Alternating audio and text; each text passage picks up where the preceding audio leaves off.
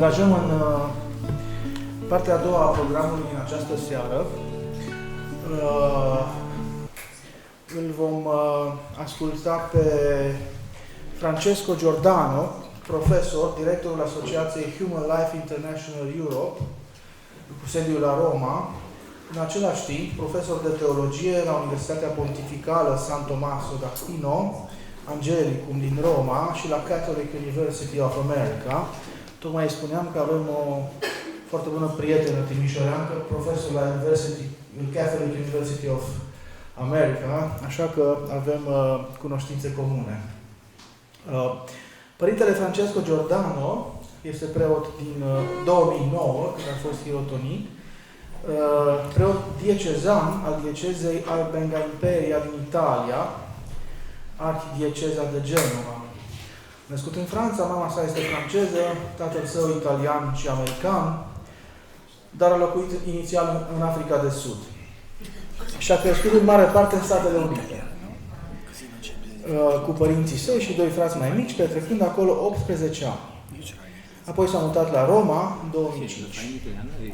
După încheierea studiilor la Universitatea din Chicago, a obținut un doctorat în teologie sistematică la Pontificală Santa Croce din Roma. Astăzi, Părintele Francesco va susține conferința Essere Uomo, Cosa significa essere umani. Este titlul original în italiană, dar care va fi, de fapt, tradus și varianta tradusă în limba română este a fi om, ce înseamnă să fim umani. O prezentare de antropologie teologică și filozofică, din câte am văzut. Să-l ascultăm. Sì, grazie mille.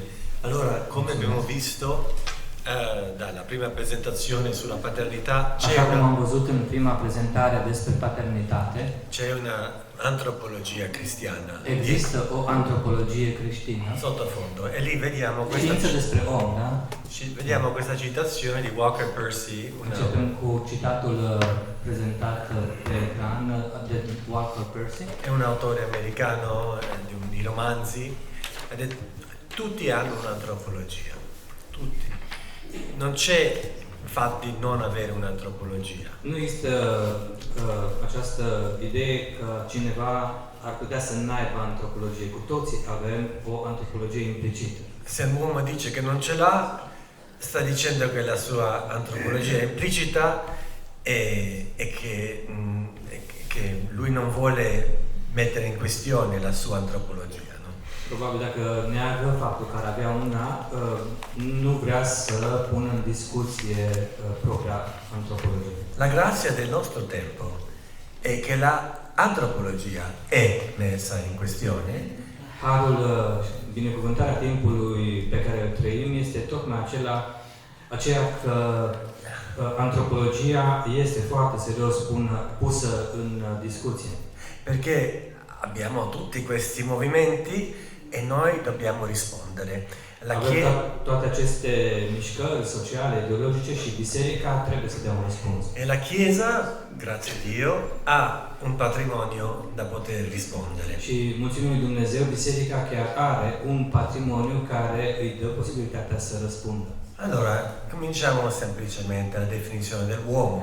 Să începem de la definiția omului. Si dice che l'uomo è creato a immagine e somiglianza di Dio. Omul este creat după chipul și asemănarea lui Dumnezeu.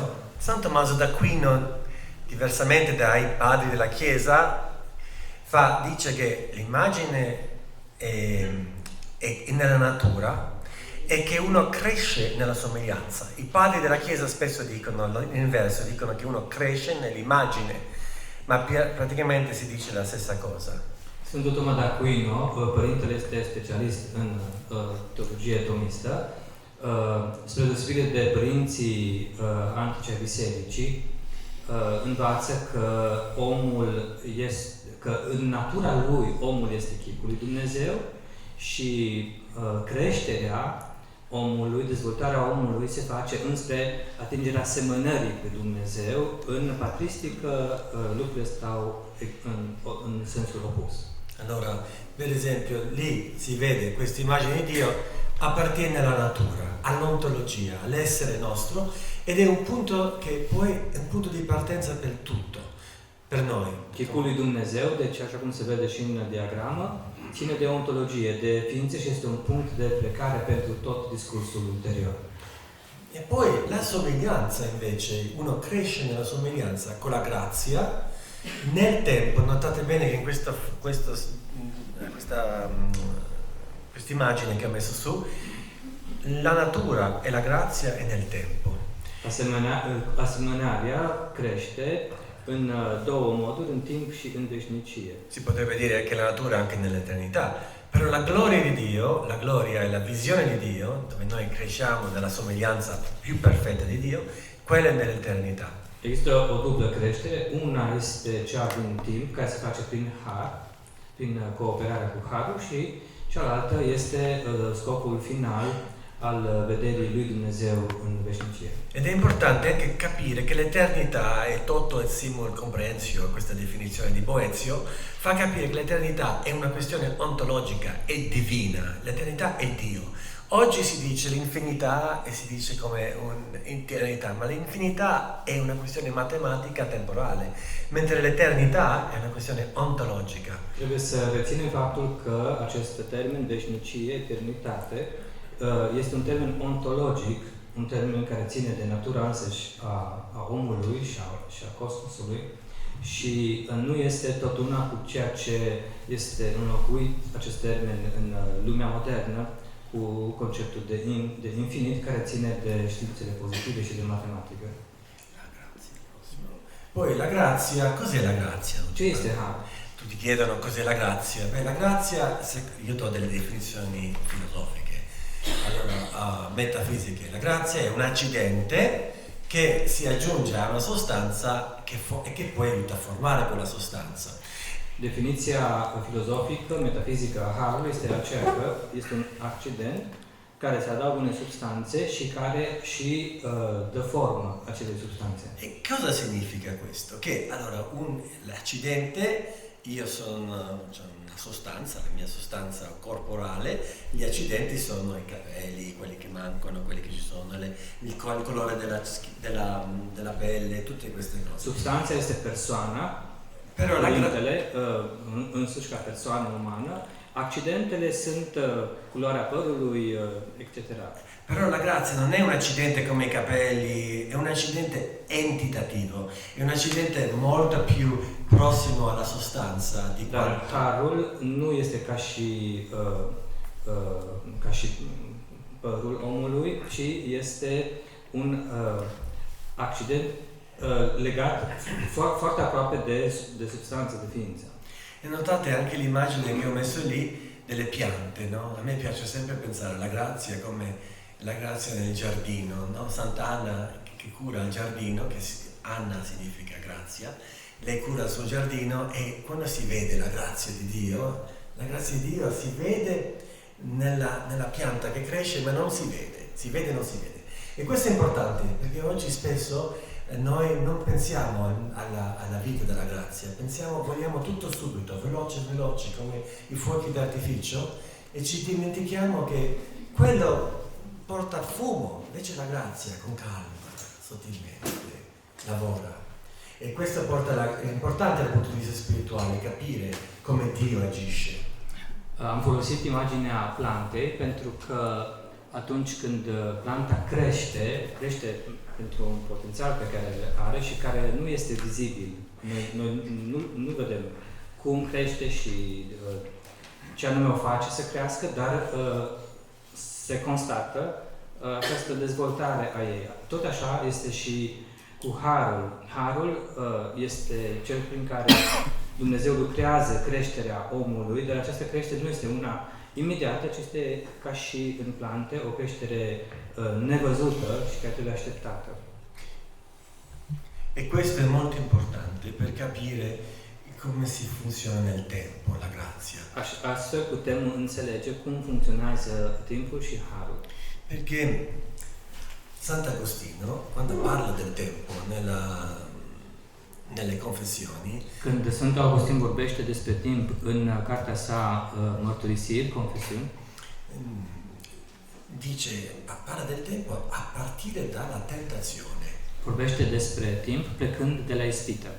Allora, Jean-Luc Marion, questo filosofo francese che insegnava a Chicago e a Jean-Luc Marion, istoric și filozof francez, lui ha spiegato bene questo, a explicat acest lucru foarte bine. perché lì, quando Sant'Agostino vuole parlare del tempo, parla della tentazione. De ce Sfântul Augustin a ales să vorbească despre timp plecând de la ispită?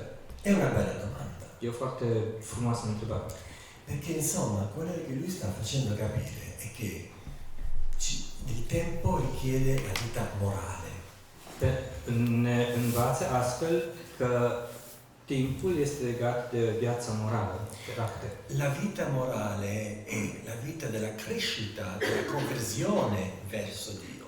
Viața morală este viața de creștere înspre Dumnezeu. E questo richiede il tempo.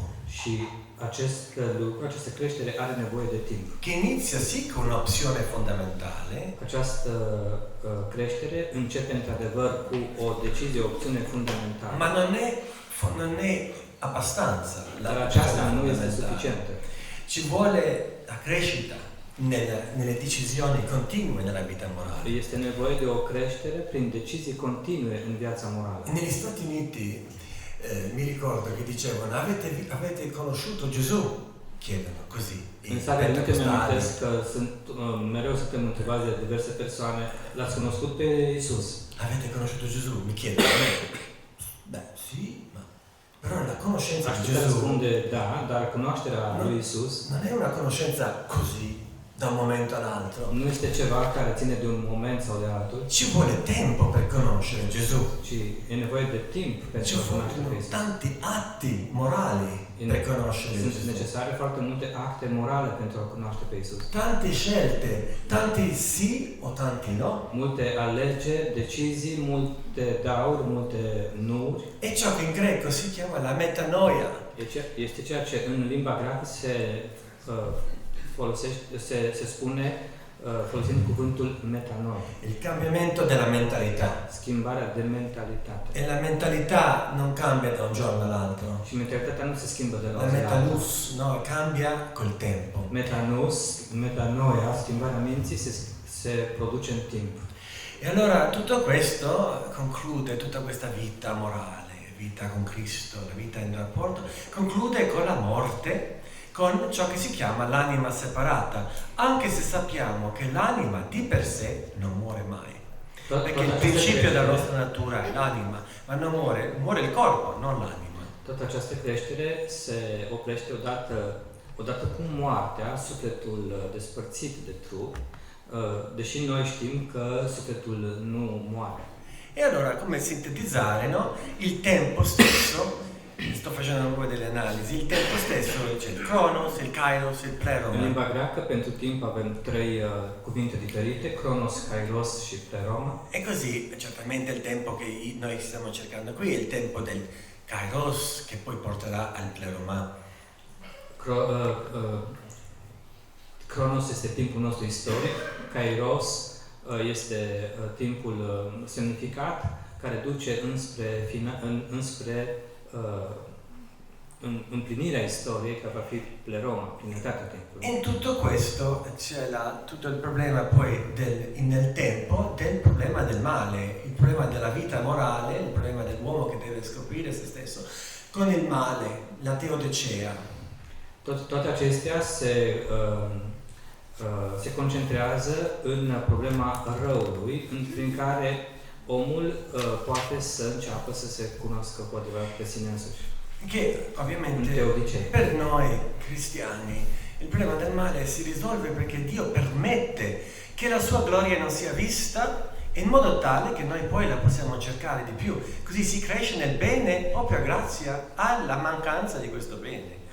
În creștinism noi știm că Dumnezeu este Cel care permite răul pentru că El adesea nu își manifestă de plin gloria sa, prezent mărirea sa, tocmai pentru a-L căuta mai mult și astfel, în această suferință, în acest rău, noi ne regăsim pe noi și constatăm că răul până la urmă slujește în final binelui.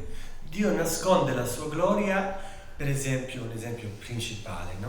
Dio nasconde la sua gloria durante la passione del figlio. Dumnezeu își ascunde mărirea în timpul pătimirii Fiului Său. Solo coloro che hanno gli occhi per vedere riescono a vedere Dio nel figlio che sta morendo. Doar cei care au ochi de văzut pot să vadă în cel răstignit pe Fiul lui Dumnezeu. Colei che riesce a fare questo meglio di tutti è la Madonna. Cea care reușește să facă lucrul acesta cel mai bine este Sfânta Fecioară. Quindi prossima è la questione del metanoia, questo sintetizza. E allora tutto questo riguarda anche la nostra santità. La nostra santità. Toate acestea privesc și problema sfințirii noastre. È importante capire, Dio ama tutti, ma non si compiace di tutti. Dumnezeu, trebuie să înțelegem bine lucrul acesta, îi iubește pe toți oamenii, dar nu îi sunt pe plac toți oamenii. Perché la santità in fondo è coloro che sono compiaciuti, che hanno agito in conseguenza a quello che Dio gli ha dato, che hanno seguito la grazia. Cei care au devenit sfinți sunt cei care au colaborat cu Harul și au devenit realmente plăcuți lui Dumnezeu. Perché coloro Bine plăcuți.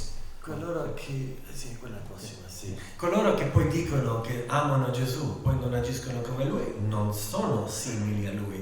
Cei care declară că l-au cunoscut pe Isus, dar nu trăiesc cum a trăit Isus, arată că de fapt nu-L cunosc până la urmă.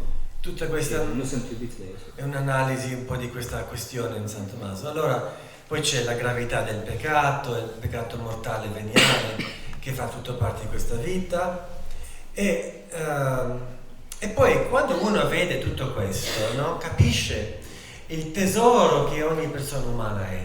Când medităm la toate acestea, începem să înțelegem comoara care este omul însuși. Che Dio ha creato l'uomo a sua immagine per poi crescere in questa sua somiglianza. Dumnezeu a creat omul după chipul său pentru a putea apoi crește spre asemănarea lui. Noi siamo creati a immagine di Gesù Cristo. Come il Concilio Vaticano II ci dice, noi dobbiamo Cristo è venuto non solo per rivelarci il Padre, ma rivelarci noi stessi a noi stessi. Per capire chi siamo noi.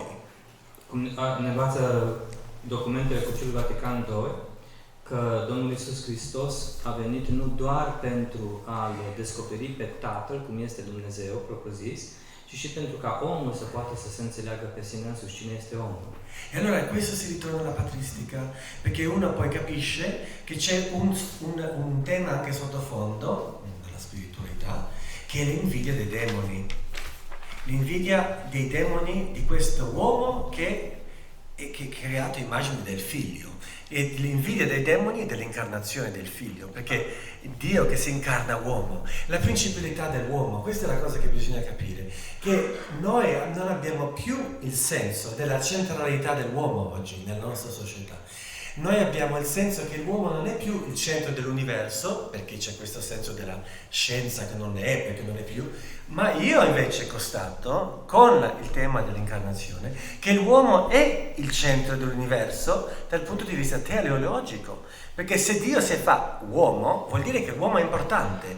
Allora è strano che l'umanesimo del 400, con Pico della Mirandola, che ha detto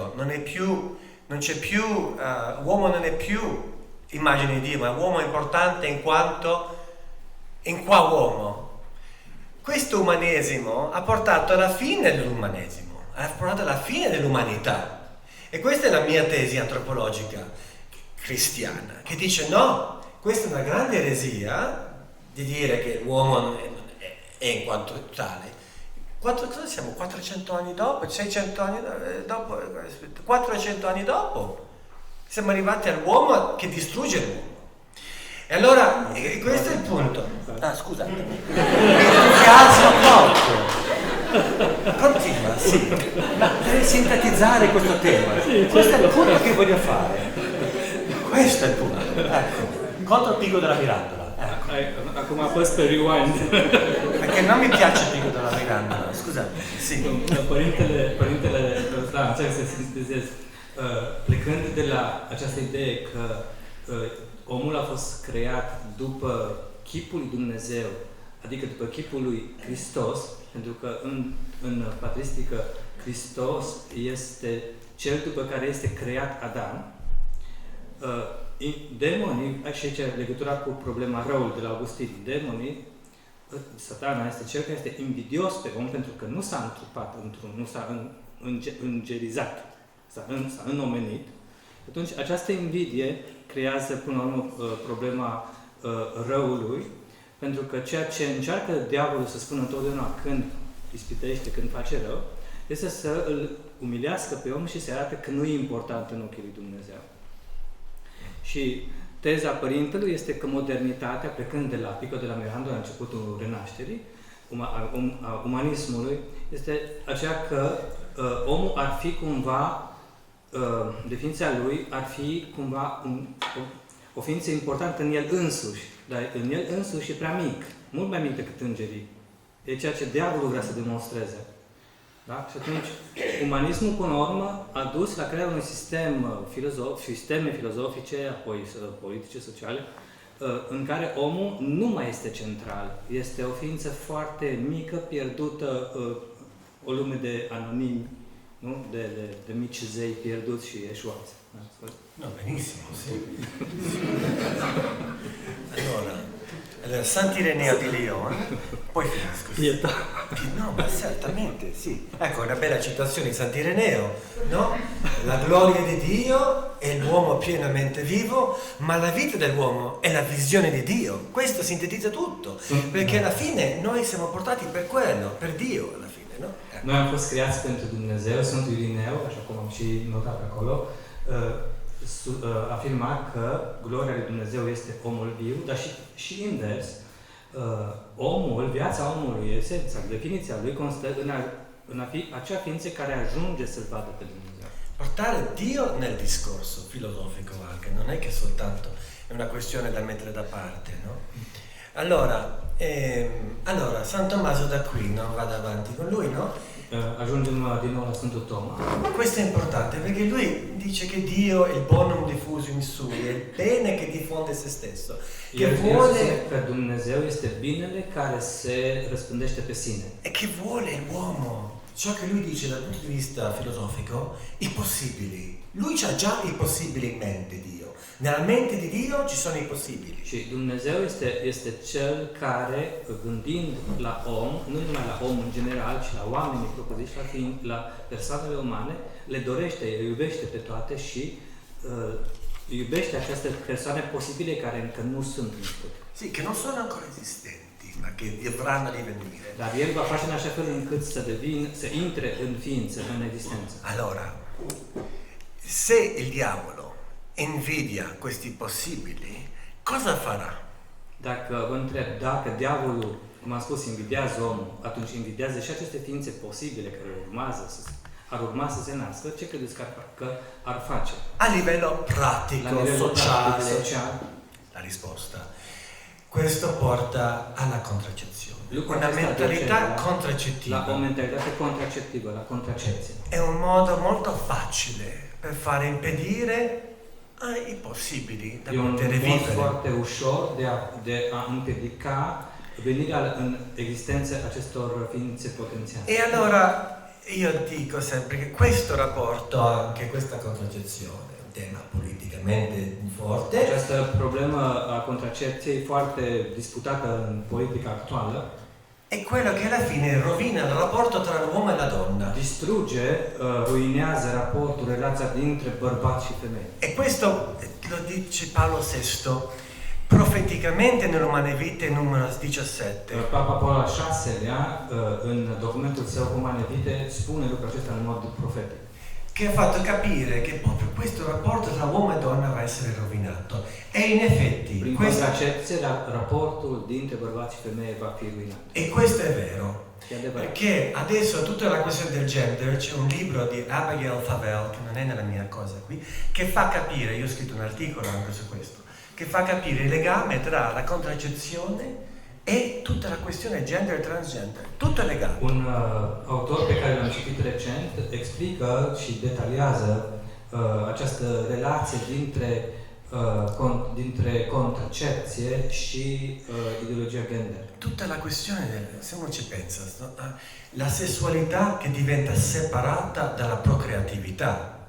Quello cambia tutto. Este complet separată, ruptă de procreație. Perché alla fine, se la sessualità, parliamoci chiaro, se la sessualità tra uomo e donna non è più per quello, allora si fanno altre cose. Dacă si fanno altre sessualità, altri gusti vengono in moto. Relația dintre bărbat și femeie la nivel sexual nu mai duce la procreare, la apariția copilului, atunci gusturile de-a lungul timpului pot să se rafineze, să se schimbe și se ajunge la alte dorințe, la alte moduri de a manifesta această mentalitate contraccettivă. Poi concluderò con questo perché sennò questa va troppo a lungo, però è importante accentuare anche questo punto. La donna, e questo è il punto importante, la donna in tutto questo. Abbiamo parlato del padre, adesso parliamo della mamma e della donna. Posso? Sì, lo faccio e poi lei lo sintetizza. Nel 1930 e nel 1950, due episodi diversi, ok? Due episodi differenti. C'era... Perché sennò non riesco a pensare. Nel 1930 c'è un uomo in Danimarca che si vuole diventare donna, in tutti i sensi. E allora va lì, si fa l'operazione e muore, ovviamente, in tutti i sensi, perché mica un uomo si può mettere lì a fare i figli. Così. 20 anni dopo... un altro uomo gli salta in testa nel 1950 che lui vuole diventare donna, ma solo con l'apparenza, non per fare i figli. Cosa è successo tra il 1930 e il 1950? È successo che il nome, che il concetto della donna è cambiato. Perché la donna nel 1930 era ancora una donna che faceva i figli, che era mamma, e la donna nel 1950 non era più mamma. C'era entrato in vigore Simone de Beauvoir, e questo è importante, Judith Butler, tutto questo è entrato nella cultura, nella mentalità della donna. Cosa succede poi? Che la donna, con la contraccezione negli anni 50, la pillola, lei comincia a agire come l'uomo nella sua sessualità. Va con chi va, tanto lei non ha il rischio di fare figli. Perché la sessualità, chi è che guarda la sessualità? Chi è che deve stare dietro? La donna è più a rischio. È lei che deve essere più pudica, attenta a con chi va. L'uomo è alla caccia, parliamoci chiaro. L'uomo va dietro alla donna. Le sceglie una, l'altra, così. Ma lei deve proteggersi dall'uomo. Questo è il fatto. Con la pillola, invece, lei si sente sicura che non deve proteggersi. Che rapporto poi sviluppa psicologicamente con gli uomini? Ve lo lascio intendere, la psicologia della donna cambia in tutto questo. E poi la donna non è più attraente, tante cose di conseguenza, no? Ne seguono. E allora il punto di questo discorso è, sì, c'è la base dell'uomo, immagine, somiglianza di Dio, la santità e tutto quello che stiamo dicendo, la metafisica. Però di fondo volevo arrivare anche a una cosa pratica. C'è la metafisica dell'uomo che è la centralità dell'universo. Dio l'ha voluto, la preziosità di noi. Però l'uomo nella modalità di uomo è la modalità di donna. Questo è importante. Non che l'uomo deve essere, e questa è la vera antropologia cristiana. Questo è quello che il cristianesimo ha dato, ci ha fatto apprezzare la donna e ci ha fatto apprezzare l'uomo. Anche la questione della poligamia. San Tommaso d'Aquino chiede, ma perché no alla poligamia? Perché no? Puoi fare la traduzione. No alla poligamia? Perché? Perché la donna deve civilizzare l'uomo, se no questo qua va in giro. Così il matrimonio cristiano aiuta a civilizzare, ecco. Grazie. Dovevo dire. Sì, no, chiaro. tutta questa traduzione. Adesso come lo dico io. Lo so, ce la farà. Sei italiano. Bine. Cerchiamo. Non sono francese come il vescovo. Poi, a început cu două exemple, dacă mă amintesc, două exemple de persoane care au încercat, în 1930 unul, în 1950 celălalt, au încercat să își schimbe sexul, genul, da? Sexul fizic. Primul, în 1930, prea repede a încercat, deci a murit foarte repede, oricum și acum se moare, nu este o noutate.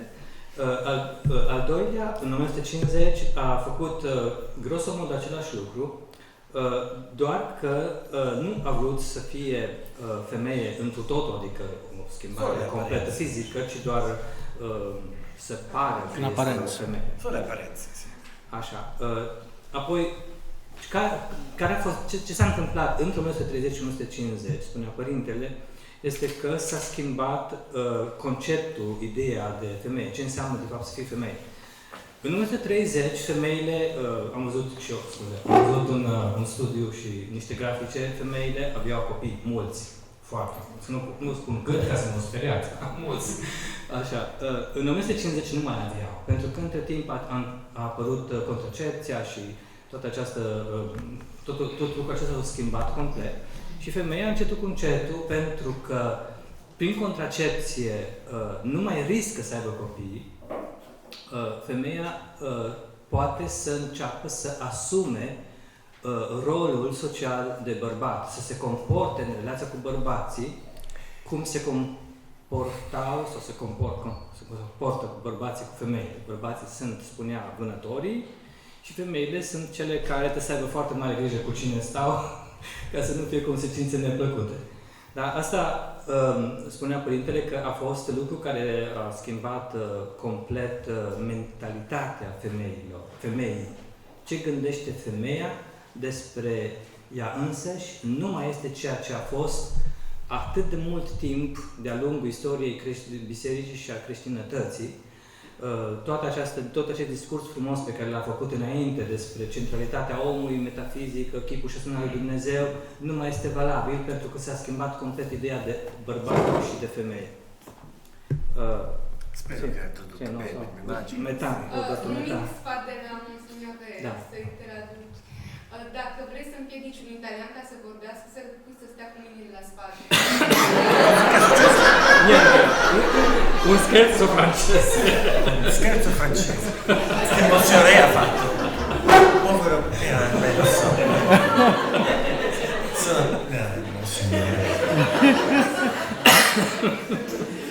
Sono temi che entusiasmano. Sì. Non riesco a non essere entusiasmato. No, ma non solo entusiasmato, ma preoccupato. Sunt nu doar entuziasmat să vorbesc pe aceste teme, dar sunt și îngrijorat. Perché dobbiamo essere preoccupati, no? Questo, quello che io dico, ma tutte queste storie, ma cosa sta succedendo, no? Ma come succede? I ragazzi di 10 anni che mi dicono, ma forse io sono una bambina, no? Non sono un bambino, ma qualcosa mi preoccupa come sacerdote, come padre, no? Insomma. Sunt preocupat pentru că deja foarte mulți copii de, 10 ani încep să nu mai aibă siguranță cu privire la propriul sex, să întreabă băieții dacă sunt fete sau fetele dacă sunt băieți. Deci ceva foarte mare este, o schimbare foarte mare este în curs de desfășurare. Allora io da teologo, filosofo, mi metto a riflettere, leggo questi libri, cose. Ca teolog și filozof reflectez la aceste teme. E ci sono delle risposte. Și există răspunsuri. E i temi, principi, allora la saggezza anche di Paolo VI, in questo, quello che ha detto, Umane Vite, numero 17. Rapporto uomo-donna che viene turbato, e poi lo vedo. Abbiamo anni dopo, vediamo le conseguenze. Vedem consecințele acestor schimbări și a profeției din Umane Vite 17, a Papa Paolo al VI-lea, le vedem deja în realitatea de astăzi. Poi Giovanni Paolo II dà anche una saggezza in questo, perché nell'Evangelium Vitae lui dice che noi dobbiamo avere una impostazione propositiva. E vi do un esempio e poi concludo. Sfântul Ioan Paul al II-lea are și el lucruri importante de spus pe acest subiect, spunând că una propositiva, non attacco. Că trebuie să avem față de aceste probleme și aceste situații o atitudine pro-creativă, adică să nu intrăm în defensivă. Sì, esattamente. No? La Chiesa è militante, non belligerante, no? Biserica militantă, nu războinică. Non è che noi dobbiamo essere in guerra. Poi noi abbiamo la verità del nostro patrimonio alle nostre spalle. Avem în spatele nostru un patrimoniu enorm de adevăr. Non è che devo temere io di spiegare. Allora vi do un esempio concreto. Un esempio concreto. Allora, abbiamo i ginecologi. Un ginecologo che io faccio parte di questo gruppo che aiutiamo queste, no? Le cure per la vita, aiutiamo a mettere le cure lì così le donne non devono abortire. E i ginecologi, noi cosa cerchiamo di fare capire ai ginecologi? Lucrez în Roma în asociația noastră la o serie de inițiative în care ajutăm mamele care sunt tentate să aborteze, să nu o facă și trebuie să lucrăm în această inițiativă cu ginecologi pe care să-i convingem de niște lucruri. Allora, i ginecologi, no? Io ho parlato con vari ginecologi che mi hanno detto la pillola fa un gran male alla donna. Tanti casi. Pilula contraceptivă face foarte mult rău femeii, în foarte multe cazuri. Ed è un modo per coprire tante cose. Allora, è un modo de a trece sub acoperire foarte multe lucruri. Bisogna piuttosto insegnare alla donna come conoscere il proprio corpo. Mai întâi trebuie să învățăm pe femeie să-și cunoască proprio. Questo non è il mio ambito, io non sono ginecologo, sono un sacerdote. Nu este sarcina mea, domeniul meu, eu nu sunt ginecolog. Ma però devo dare il principio al ginecologo e poi i ginecologi stessi hanno visto i risultati della pillola, tutto il male che fa ai corpi della donna. Allora, perché noi dobbiamo trovare delle soluzioni così facili e creare tutti questi problemi poi che le pillole non risolvono il problema nel lungo andare, no? E si vede questo dal punto di vista medico, dal punto di vista sociale, psicologico. Allora noi dobbiamo lavorare a cercare di dare una completa visione della donna, una completa visione dell'uomo, con calma, passo per passo, e qui è il nostro ruolo, non di dare delle soluzioni semplici. Rolul nostru, în special părintele și biserica sau filozofii, rolul lor este să dea principiile, pistele pentru rezolvarea problemelor pe termen lung. Pilulele acestea nu rezolvă problemele pe termen lung, ci doar complică foarte mult situația și îmbolnăvește femeia. Ginecologii constată ei înșiși lucrul acesta, dar tentația de a apela la o soluție rapidă este prea mare. Deci este rolul nostru de a lucra cu ei, cu mult calm, cu multă liniște, pentru a putea avansa. Sì, poi quella immagine di Britney Spears, dov'è che stava? Sì, di sotto, che lei era lì. E lei? Sì. Ecco, sì. Allora, anche lì questi casi, no? Li usiamo come esempi. Lei dăm un esempio pe Britney Spears. È ancora lì che si rende conto, tante donne hanno ascoltato questi rivoluzionari della rivoluzione sessuale e si sono ritrovate con degli uomini immaturi, egoisti, che hanno solo fatto velocemente, si sono messi lì a approfittare di loro, e poi più usiamo la pillola contraccettiva, più c'è questa mentalità contraccettiva e più ci sono aborti. Cu cât mai mult se folosește această soluție rapidă, care nu e chiar o soluție a pilulei contraceptive, până la urmă ceea ce se obține este faptul că femeia este instrumentalizată și umilită de bărbați care pur și simplu sunt imaturi și profită de ele. Între timp se înmulțesc bolile femeilor, se înmulțesc problemele psihologice ale femeilor. Certo. Și nu ne apropiem de o soluție. Sì, ecco, così allora alla fine sì, lasciamo così. Sì, poi ci sono le domande. Sì. Ne oprim aici și putem să luăm întrebări.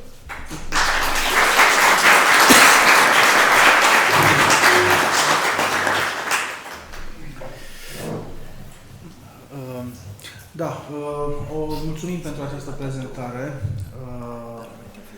dinamică și motivantă. Vă rog să puneți întrebări și să comentați. Poate vă exprimați propriile opinii, deci ideea este să avem o dezbatere. Eu am o întrebare. Vă rog să veniți pentru că se înregistrează. Dacă, numai că aveți nevoie de totuși să se audă, pentru că altfel nu funcționează. Da, bine, stați, o poziție, așa, puteți adopta o poziție care nu facilitează filmarea. Din păcate sau din fericire, fac parte din generația Z. Această generație foarte controversată. Sto facendo parte di questa controversata generazione Z. Mi piace la Generation Z. Anche a me. Come? Tantissimo. Mi piace tanto. Tantissimo, io lavoro sempre con Generation Z. Eu lucrez în Italia cu generația aceasta. I know, it's not like the millennials.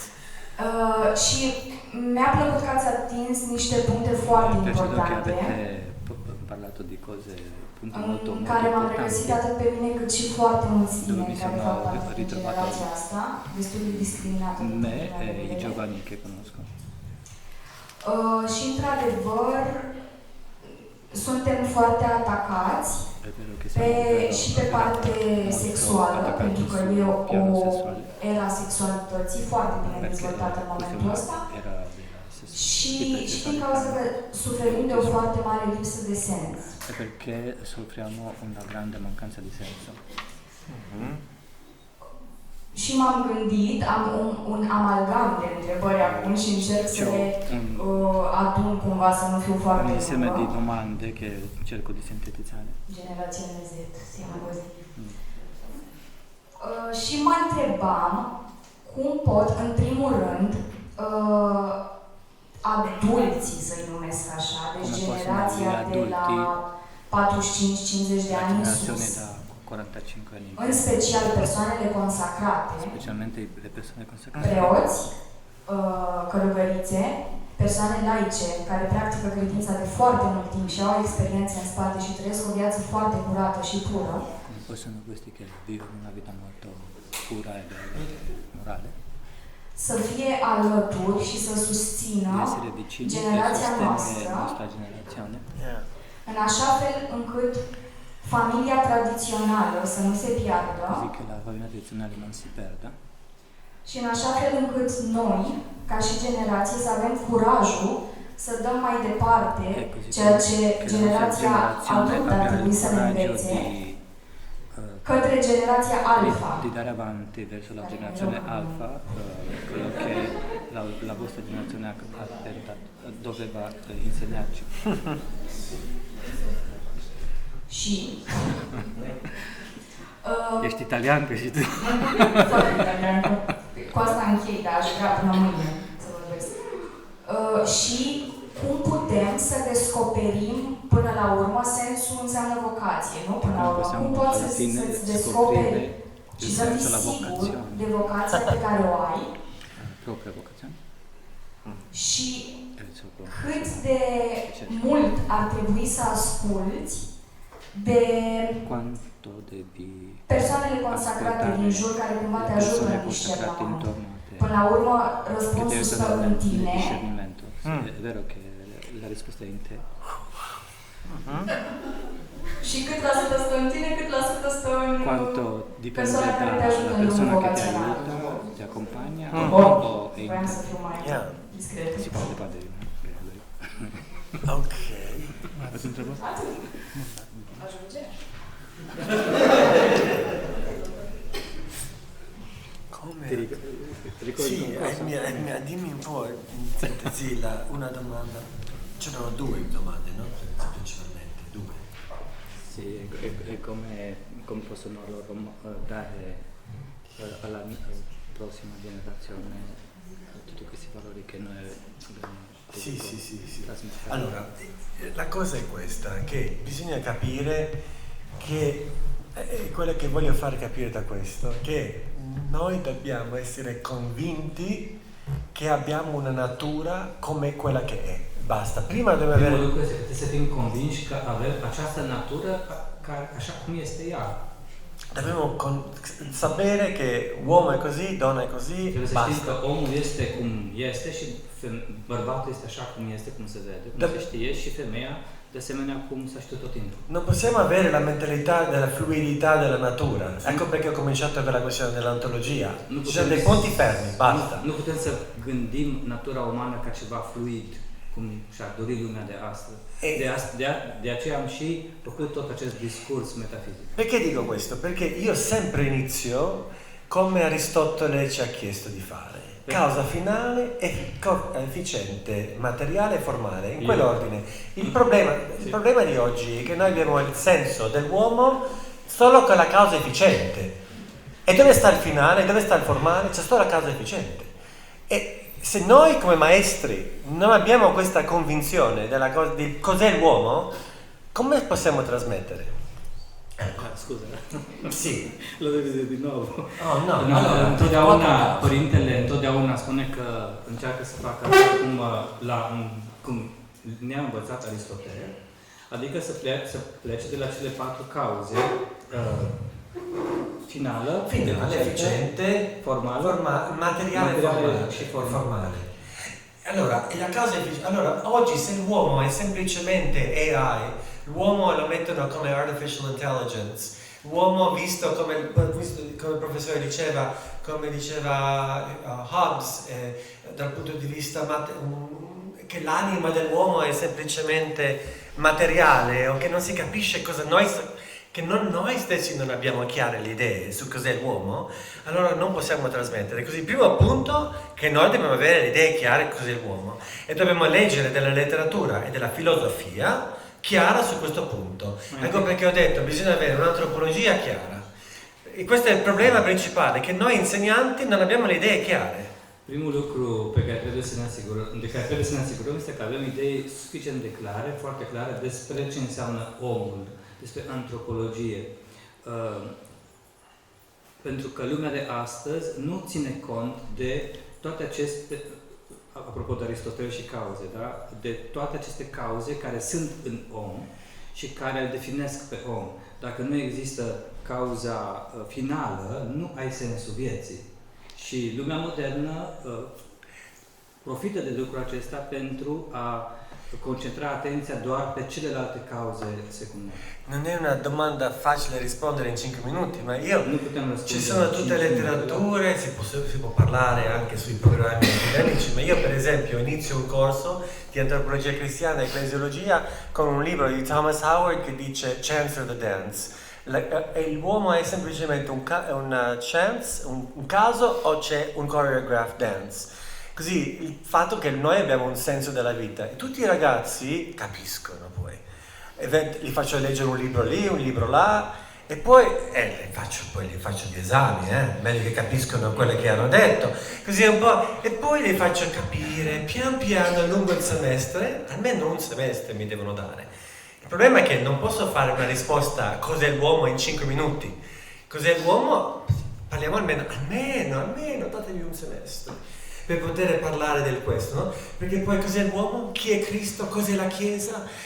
Tutti questi temi sono importantissimi, ma tu devi sapere trasmettere questo, tu devi essere convinto di questo e poi lo trasmetti con la tua vita vissuta e che tu sei anche gioioso della tua vita, convinto, devi anche trasmettere una certa sicurezza.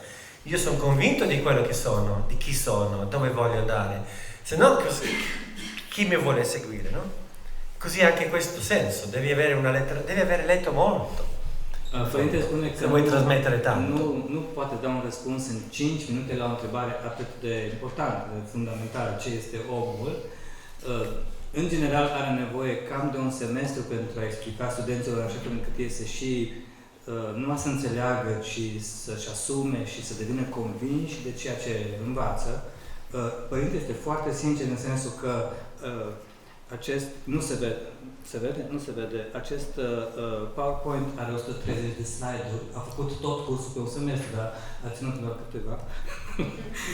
Sigur că nu avem timp să lărgim discuția cât ar avea nevoie tema, dar invită pe cei care chiar vor să afle adevărul, despre ce este omul, să ia lucrurile în serios și să citească. Există literatură de foarte bună calitate și se poate citi, părintele știe ce să ne dea să citim, dar nu știm, nu.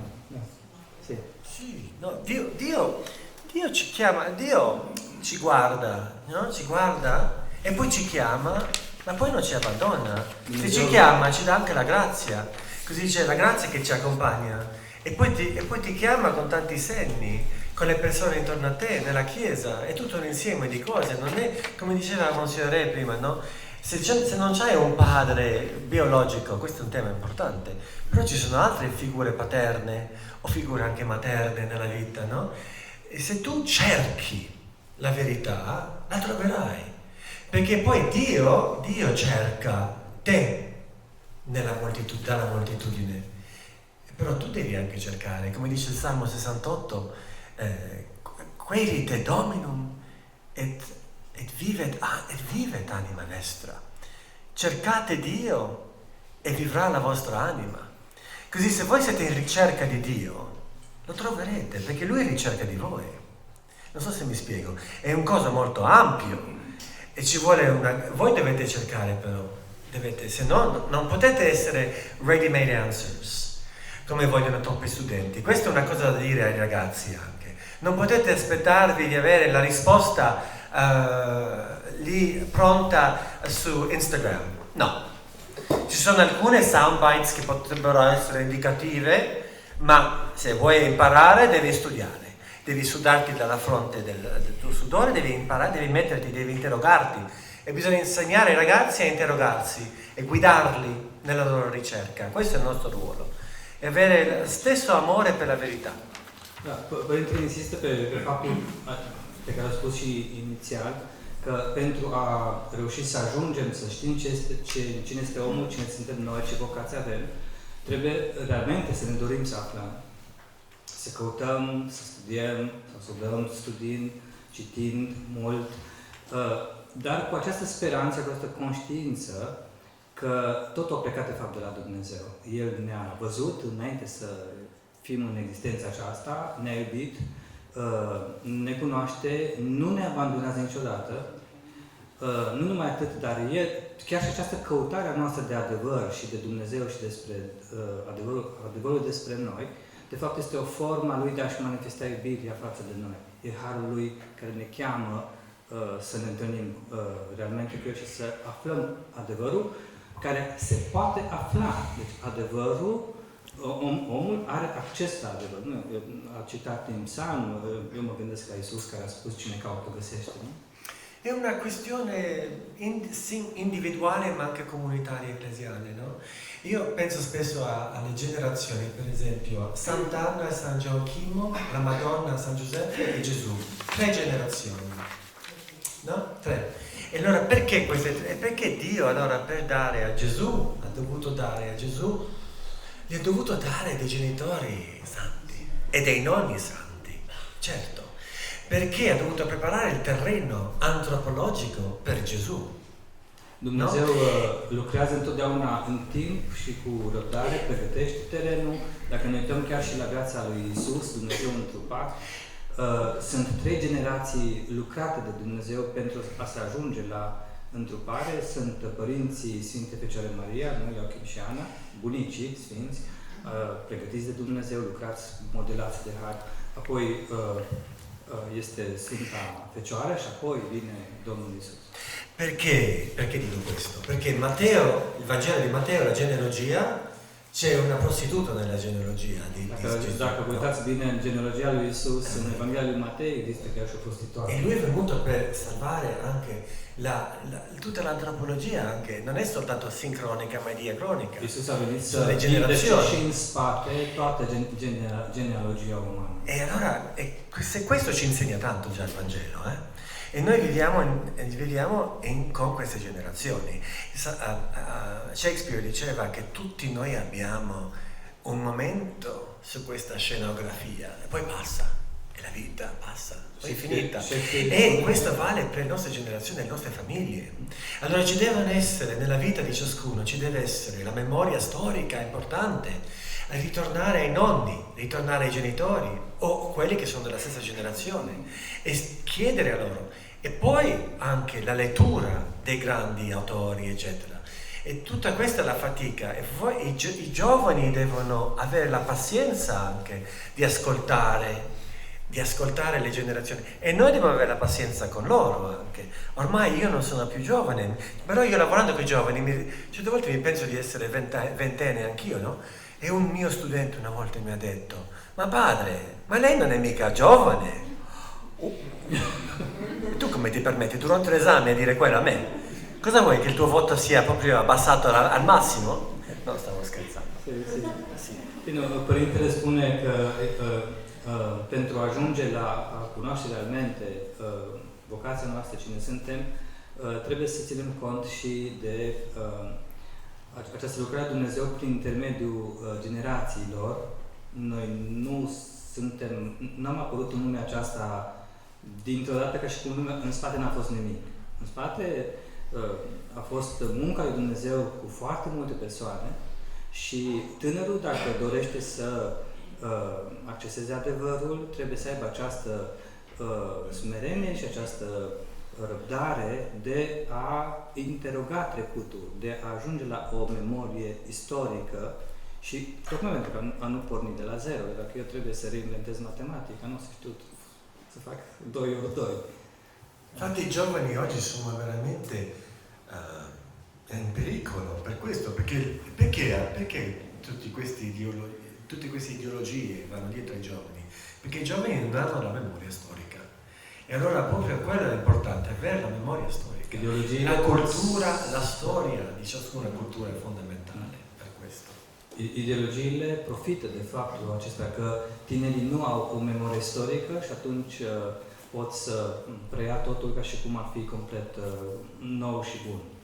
Deci e importantă recuperarea memoriei istorice, a culturii, a civilizației creștine din spatele nostru. E la grazia della Generation Z cos'è? La grazia loro è che sono veramente senza senso e stanno cercando il senso. Invece i millennials pensavano di avere risposta. A generației Z este tocmai aceea că sunt o generație care lipsește sensul, semnificația. E così una grande opportunità per deci, noi. în sensul acesta este o foarte mare oportunitate pentru noi. Perché dobbiamo dare un senso, dobbiamo avere la risposta per trebuie să găsim răspunsul și să dăm un sens. E il senso ce l'abbiamo. Și sensul ne este dat, nu trebuie să-l inventăm. Io di questo sono certo. Sunt foarte sigur de lucrul acesta. Questa è la fede. San Tommaso d'Aquino dice la fede è più certa della scienza, perché l'autore della fede chi è? L'oggetto della fede chi è? Dio. E io agisco con quella fede là. Con gli esempi dei santi, con gli esempi della storia, della Chiesa e tutto. Non ho paura io di affrontare qualsiasi tema. E da un punto di vista anche accademico deve essere un mondo accademico interdisciplinare. Perché, come dice un mio amico professore, la specializzazione è degli animali. Loro si specializzano soltanto in una cosa. L'uomo non è fatto per la specializzazione, l'uomo è fatto per ben altro, per gli universali e per capire e legare le discipline. E l'università deve essere così, l'università deve essere una disciplina che parla l'altra, non una disciplina tutta chiusa in se stessa con il suo proprio linguaggio, che poi non sa comunicare con le altre discipline, no. Infatti io insegno storia con Christopher Dawson, che studiava anche la sociologia, perché non puoi non guardare cosa dicono i sociologi o gli psicologi o quello o quell'altro, e cercare i legami nelle discipline. È così, è fondamentale. Da, Părintele spune că are o certitudine de fond a faptului că a primit adevărul, pentru că l-a primit de la Dumnezeu care este adevărul, și aceasta este credința noastră creștină, aportul adus de credința noastră, iar apoi la nivel academic este foarte important ca fiecare știință, fiecare disciplină să nu se închidă în sine, pentru că omul nu este făcut pentru particular, pentru a se închide în anumite cunoștințe limitate, cunoscute foarte bine, dar limitate, ci este făcut pentru o deschidere mult mai largă pentru Dumnezeu.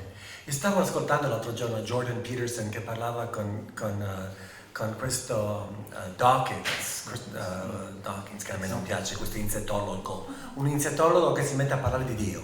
E questo iniziatologo continuava a dire: ma cosa c'entra l'incarnazione o la risurrezione con la mia vita?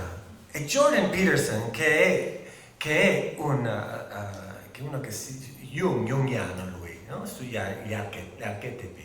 Gli ho detto: ma tu non hai capito la domanda da fare, non hai capito il senso della domanda, tu ti specializzi sui tuoi insetti e poi non capisci e ti metti a parlare di cose universali quando tu ti specializzi solo su questo. Ma allora non è molto intelligente questo modo di pensare. E infatti Crean, io ho il suo libro su Dio che non esiste, e poi c'è un autore che si chiama Father Crean, che ha scritto un libro in contrapposizione a quello, perché non ha capito la metafisica. E il problema è quello, questi accademici che poi si mettono a parlare pubblicamente, diventano molto popolari, perché hanno un dottorato, chissà che cosa, e sono promossi dalla stampa, di mettersi a parlare su questioni che non le riguardano, su Dio e sulla metafisica. Però, e a me mi è piaciuto che Jordan Peterson si è messo a parlare con questo, così ve lo raccomando come video, che si sono messi a parlare. Bene. Recent, săptămâna trecută a avut loc un dialog pe X, nu? X. Jordan Peterson con Jordan Peterson cu Richard Dawkins. Con Dawkins, yeah. No, the interview. Recently, yeah. În care un om de știință, cosa e? Lui un insettologo, si mette a ricercare gli insetti e poi vuole parlare di Dio. Un specialist în științele naturale, insectolog spune.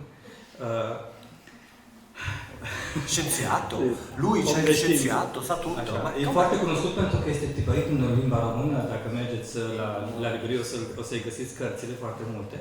A avut acest interviu cu Jordan Peterson, care este un psiholog, un jungian, ajungând pentru a discuta religia, pentru că Jordan Peterson este pe cale să se convertească, nu este încă acolo, dar nici departe, și a fost invitat să aibă acest dialog cu cineva care e considerat probabil cel mai militant, mai cunoscut ateu militant în lumea de astăzi, cel puțin în România, cred că cel mai citit recent.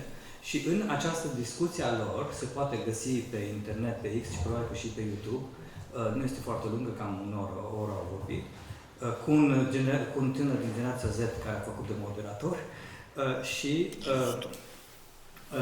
Jordan Peterson a pus la punct pe acest om de știință tocmai din acest punct de vedere, adică pentru a vorbi despre lucruri atât de înalte, cum sunt lucrurile universale, metafizica și Dumnezeu, mai întâi trebuie să fii specialist în așa ceva și nu în insectologie.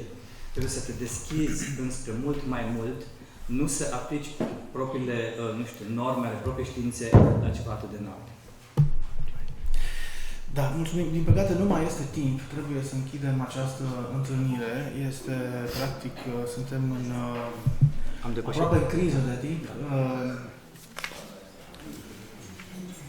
Preasfinția sa Călin Bod va încheia cu concluzie personală întâlnirea noastră, nu înainte de a mulțumi celor doi invitați, de a mulțumi organizatorilor pentru această ocazie și, în fine, de a formula, cum scrie în program, o scurtă concluzie de 1 minut.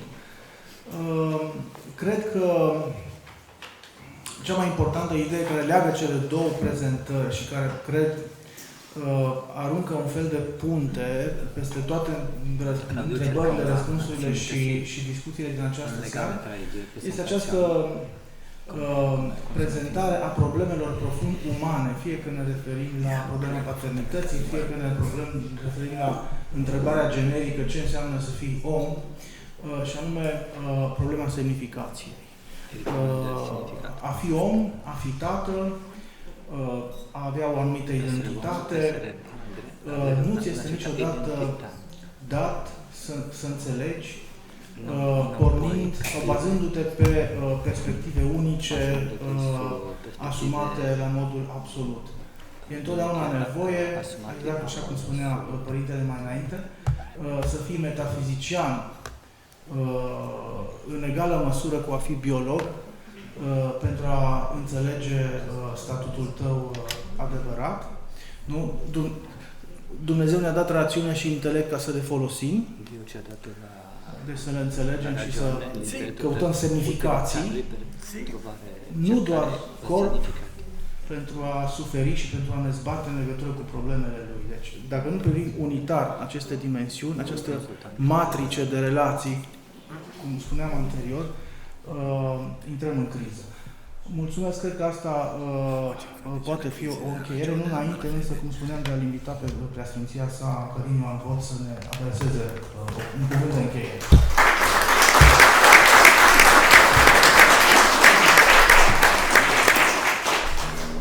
Cuvântul de încheiere va fi foarte scurt.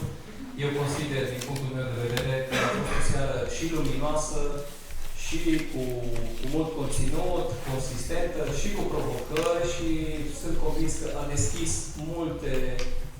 multe alte căi, întrebări, căutări. Mulțumim foarte mult, eu vă mulțumesc foarte mult tuturor, în primul rând celor doi experți conferențiari și tuturor celor care au făcut posibil această întâlnire. Vă mulțumesc că ați participat și doresc să le dau oaspeților noștri câte mic simbol.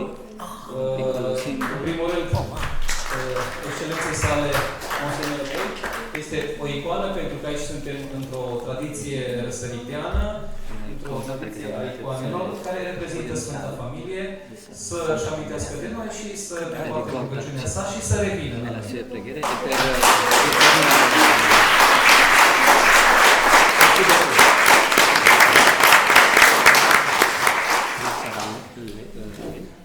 Pe Părintele Francesco eu l-am cunoscut mai bine acum, cred că și dumneavoastră. Sunteți un profesor, da, este frumoasă pasiunea dumneavoastră și de asemenea vă lăsăm o mică amintire, ceva ce ține de cultura, de tradiția și de credința noastră.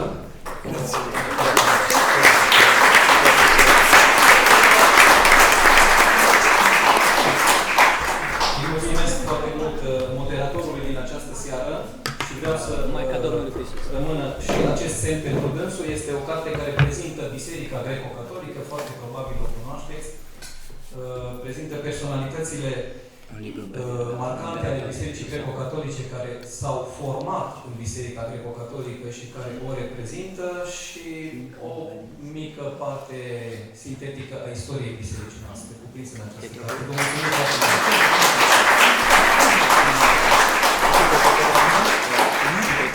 Pentru rolul pe care l-am îndeplinit cu foarte mult profesionalism și uite că terminăm în timp.